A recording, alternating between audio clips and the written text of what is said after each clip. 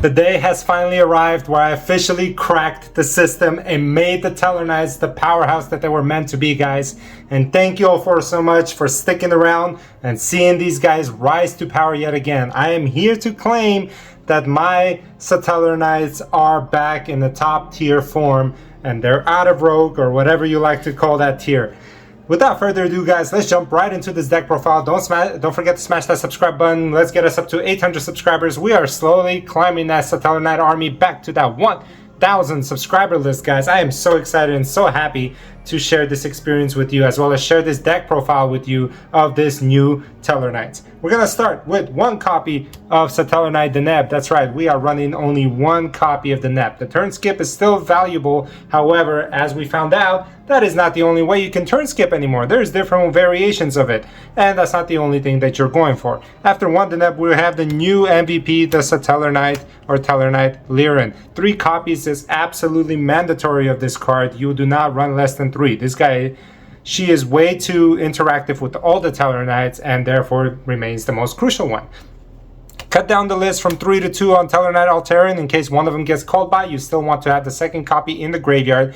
This card is amazing. This card can pop up to 3 cards on the field during your opponent's turn. It's a total interruption card, guys. I hope you're paying attention to this deck list, because I think this, as of now, is the most optimal way of running the Satellarknights. We have 2 copies of Altair. Still remains a very crucial part of the either turn skip or recycling of Deltaros. We have 2 copies of Unukalai. Believe it or not, she has increased her valuability. Is that the word, valuability? She's more valuable now than Deneb could ever be, because off of her normal summon, you get to dump Alteran into the grave, and if you chain what's her name, Liren, you get automatic 3 monsters onto the field. So she became more important. We have 1 copy of Vega, still pretty nutty card, and then 1 copy of Sirius.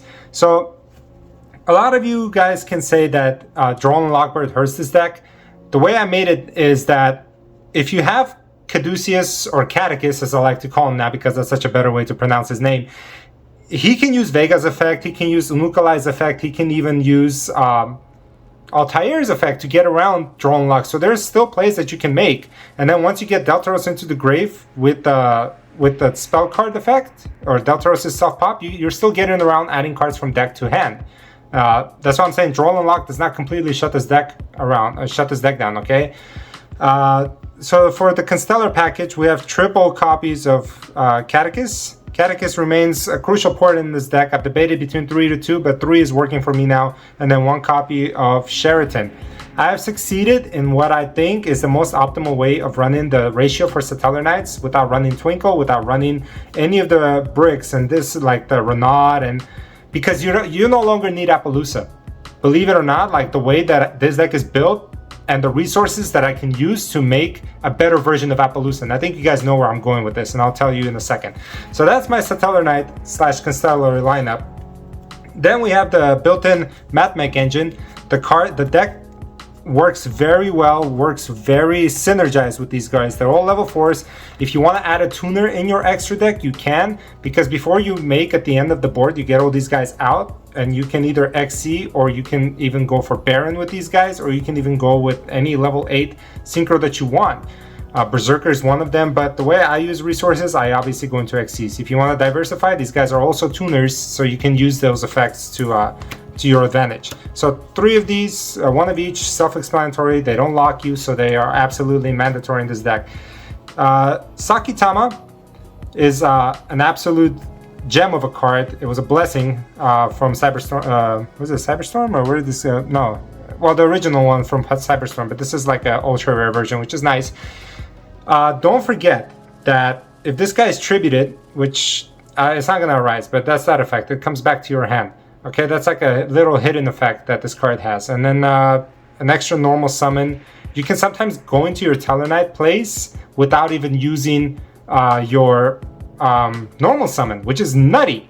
Because even if you get Nibiru at the end of the board before you bring out your Omni Negate, you still have your normal summon in plays left to go. That's why I'm not too worried about Nibiru either. This last matchup against Vanquished Soul, I lost, but that's because I got Nibiru'd back to back. That's unbelievable. Like I got Nibiru'd once, I was able to come back, still play through. That's what the guy was saying. How are you still playing through all these interruptions? And I obviously lost the second time because I'm already out of resources. So that's the Sakitamas. No Arakitama. You don't want to waste a normal summon. Here's the new free level 4s instead of that I use, the Armed Sage and the Ascended Sage. If you want to implement what do you call them? Utopia package, you can, because these guys get stronger with, obviously, if you have Utopia XC monsters, but I don't like to run them because Utopia XC monsters require bricks. Ascended Sage and Armed Sage, you open with these guys, this can go into Catechist without even you summoning any of your Satellarknight monsters. Can you imagine holding on to a full board of Satellarknight monsters in hand and just going off based off of just these two guys by itself? So better than Thrasher, absolutely mandatory in the deck. 2 of each works wonders. So that's it for the monster lineup. You guys notice I don't run any Ash Blossoms and any Nibirus. Ash Blossoms, believe it or not, is not as impactful as people make it out to be. It plays into triple tactics, and it also, mainly plays through triple tactics, and it's kind of a tickle. You know, it doesn't matter what your opponent plays. It just play through it. The only thing Ash Blossom really hurts is Branded Fusion, mostly, but this deck just claps Branded Fusion in anyway, so it doesn't need Ash Blossom. Also, Nibiru is in the side deck as well because it's too cloggy to go in the main deck again. So I'm gonna go over my spell cards. We got 2 copies of Satellarknight Skybridge. This guy dodges Imperm. This card is amazing, can push for game during the battle phase, and it's just too strong to not have 2 of. And then you get to obviously recycle those, all the spell cards. So I don't know what people are talking about. They want a control version of this deck. No, this deck is a beatdown, non-stop rank 4 engine. The best card that makes it all work is your Constellar Satellarknights. You can rank up and rank down with this card. You can special summon it from hand or grave, which is non-targeting, which is great because you can dodge Bestials this way, or any the only thing that it loses to is a Ghost Spell, which is unfortunate, but it is what it is. Then you got 1 copy of Reinforcements of the Army, 1 copy of Cold by the Grave. Cold by the Grave might get cut. It's good. It's not great, in my opinion. So the new edition, the spice that I'm running, that will take Constellar Diamond to new heights and way better, in my opinion, than Appaloosa, is the terraforming plus the 2 Layer of Darkness guys. Layer of Darkness, if you're not familiar, it makes all the monsters on the field into dark monsters. And since a lot of monsters in today's game activate their effects on the field, Diamond just negates them all. So can you imagine having an Appaloosa with the easier resource, and not only 3 to 4 negate Appaloosa, but you can have up to 6 negate on a Diamond. My board usually now is I have a Diamond on the board, I have Infinity, and I have an Interruption thanks to the Matmex card on the next board. I don't know what you guys think, but this is the best idea that I've had, and I recommend you guys try this out. It will work wonders for you. You will feel so confident slapping Layer of Darkness. And not to mention Layer of Darkness, guys, I will go into my extra deck and I will show you what cards it synergizes with as well. It gives you tokens at the end of the turn. Can't do much with them, but there's still something. This card works wonders for the deck. I'm surprised people haven't tapped into it earlier than I have. Okay, you got, for the hand traps, the only ones that I'm running are triple Imperms. Obviously, they don't hurt you, and they can be activated as a 6th card drawn from your deck. And then 1 copy of Super Factorial. That's self-explanatory for the Matmex. Now, let's get into our extra deck, guys.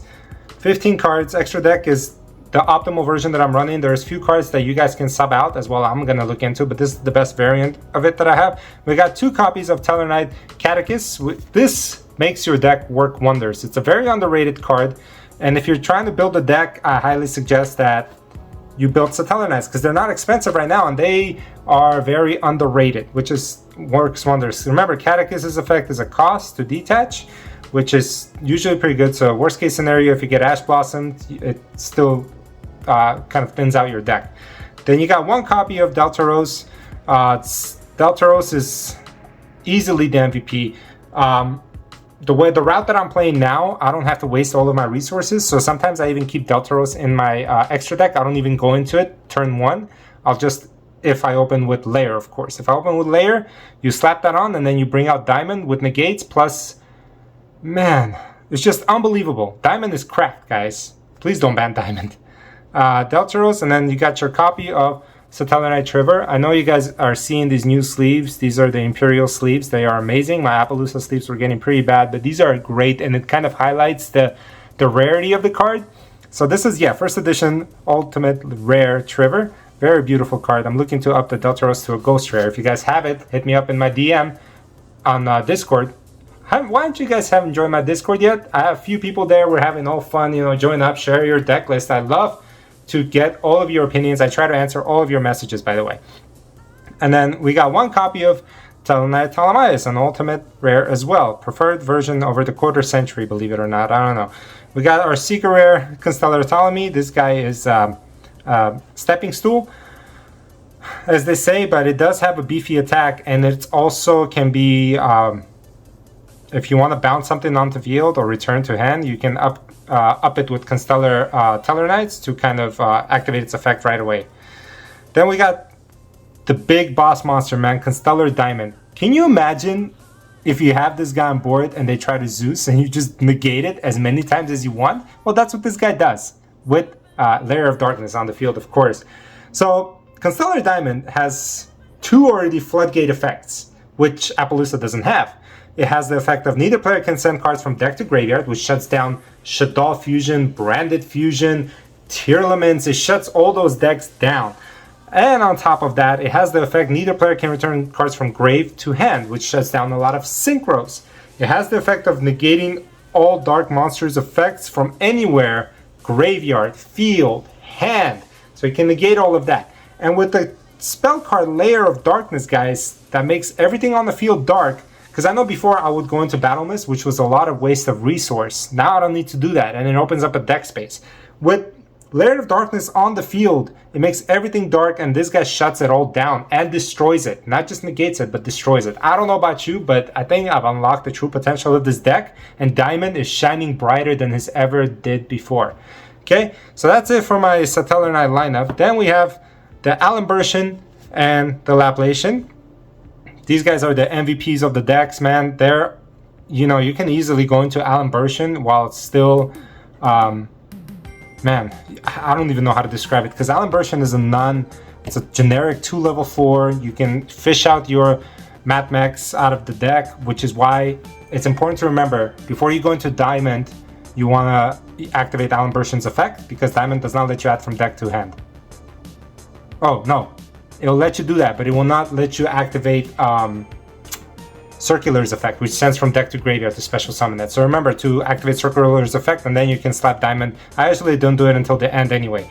So these are the two guys. This guy is very important, especially during your opponent's turn, usually when you want to bring it up. And remember, if you're using the Omni Negate, use this guy's Negate first, because it's only until that turn that it's summoned, okay? That's very important to remember.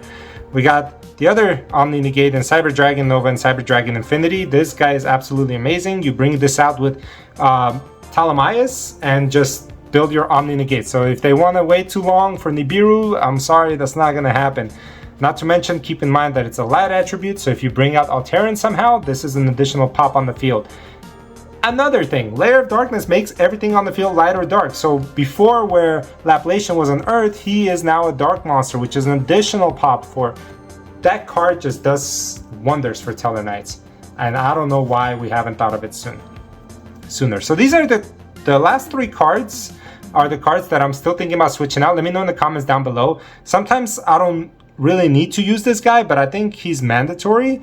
Gagaga Magician being part of that package with Utopic Future and the Draco Future. So a lot of times my end board is Diamond, and Omni Negate and Cyber Dragon, and then the Draco Future. So, no, not Draco Future, and that's it. Draco Future is more of a follow-up maybe, but I'm thinking I can free up the space if you guys have any ideas of what I can use for a follow-up that's better than those two. So let me know in the comments down below what you guys use instead of Draco Future, or you think Draco Future is a staple in this deck. And then obviously the final copy of Zeus, self-explanatory. He's the best XC out there aside from Diamond. Triple Dark Ruler no more.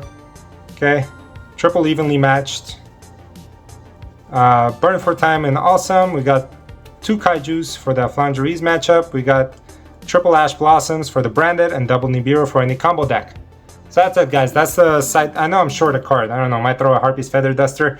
Or you know what's another spice is the Eradicator. And you might say, how might that work? But again, Eradicator with to deal with the Labyrinth, because I'm still trying to figure that out, is actually works wonders.